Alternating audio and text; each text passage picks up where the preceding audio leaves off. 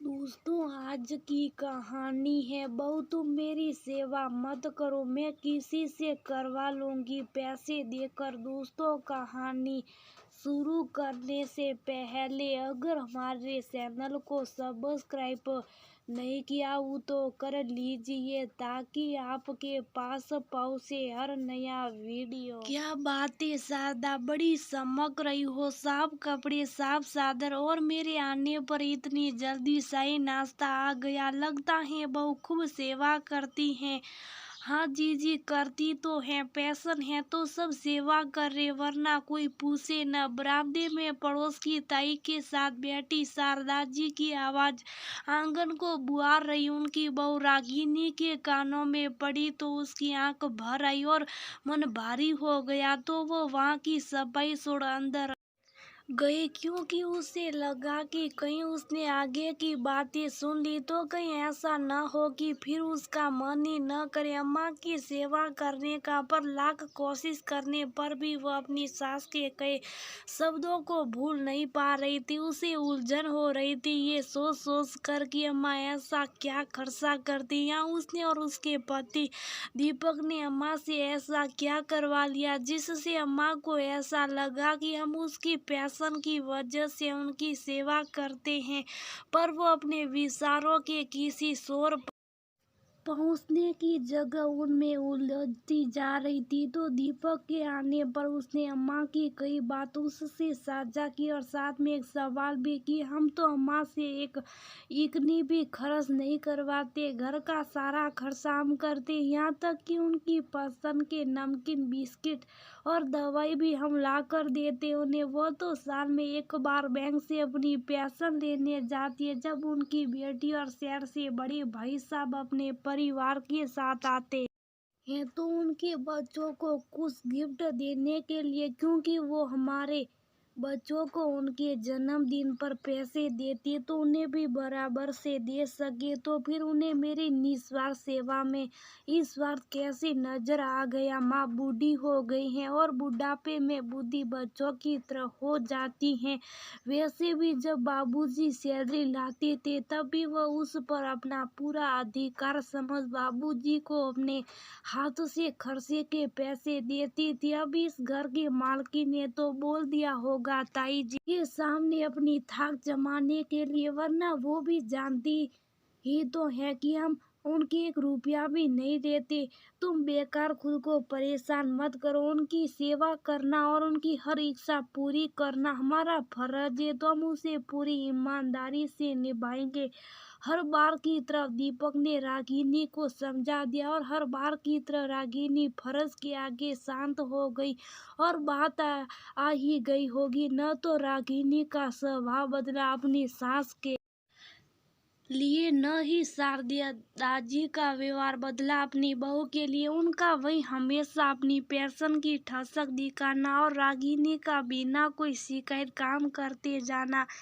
कभी कभी अगर रागिनी को बुरा लगता तो वह अपने पति दीपक की बात सोचकर मन को समझा देती, जो वो अक्सर उससे कहते थे रागिनी तुम ये सोचो ही मत कि माँ को पेंशन मिलती है, तुम तो बस इतना मानो कि वो हमारी माँ है और उनकी देखभाल करना और उनकी इच्छा पूर्ति करना हमारा फर्ज है। आज मैं जो भी हूँ उन्हीं की वजह से तो हूँ और मैं और तुम भी तो उन्हीं के। अगर वह सभी को अपने पैशन का पावर दिखाती हैं तो दिखाने दो, हम खुद में सही हैं, हमारे लिए बस वही बहुत है। पर कभी कभी किसी की गलत बात पर कुछ ना बोलना बहुत घातक होता। सामने वाला खुद को सही समझ हद पार कर जाता। वही शारदा जी ने किया। एक दिन खाने में थोड़ी होने से रागिनी पर बड़बड़ाना शुरू किया तो रागिनी ने अपना पक्ष रखते हुए सिर्फ इतना कहा, माँ जी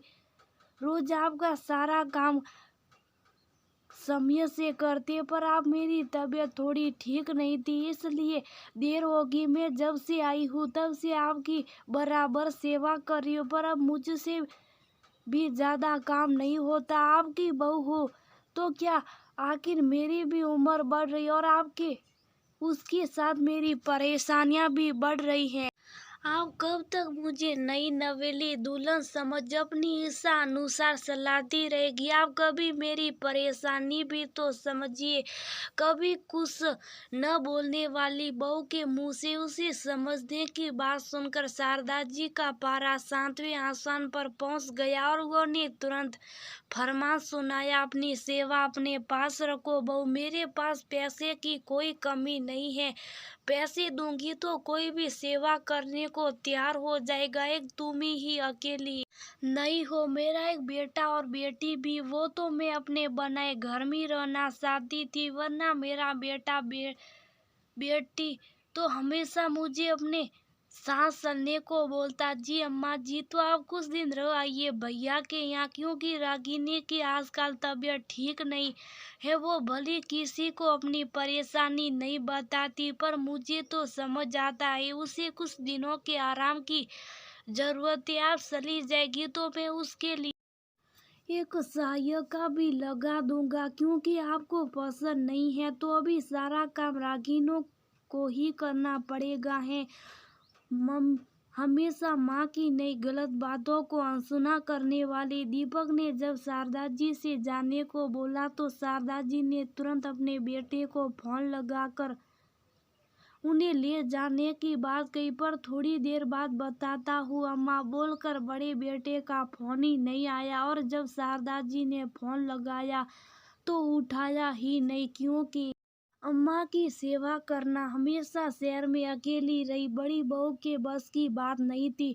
थक हार कर उन्होंने अपनी बेटी को फोन लगाया, बिटिया हम तुम्हारे पास रहने को आना चाहते, तो बताओ कब आ रहे हो हमें लेने। अम्मा आप हमारे यहाँ पर, आप तो कहती थी कि बेटी के यहाँ पानी भी नहीं पिया जाता। हाँ बेटिया, वो तो हम अभी भी कहेंगे, क्योंकि जब हम तुम्हारा पानी खाना खाएंगे तो उसका पूरा पैसा देंगे। तुम मेरे खर्चे की चिंता मत करना। पर अम्मा मेरी सास बहुत पुराने ख्यालों की, आप भले यहाँ अपने पैसे खर्च करके रहेगी पर उन्हें अच्छा नहीं लगेगा। माफ करना अम्मा, पर मैं आपको अपने पास नहीं रख सकती। आप ही सोचो, रागिनी भाभी की माँ को भी तो पेंशन मिलती है। अगर वो वहाँ आपके पास आकर रहने लगी तो क्या आपको अच्छा लगेगा? नहीं ना, उल्टा आप रागिनी भाभी का रहना मुश्किल कर देगी। वैसे मेरी सासू माँ आपके यहाँ आने से मेरा जीना मुश्किल कर दिया। आप गलत मत समझना अम्मा हमें, पर मैं मजबूर हूँ।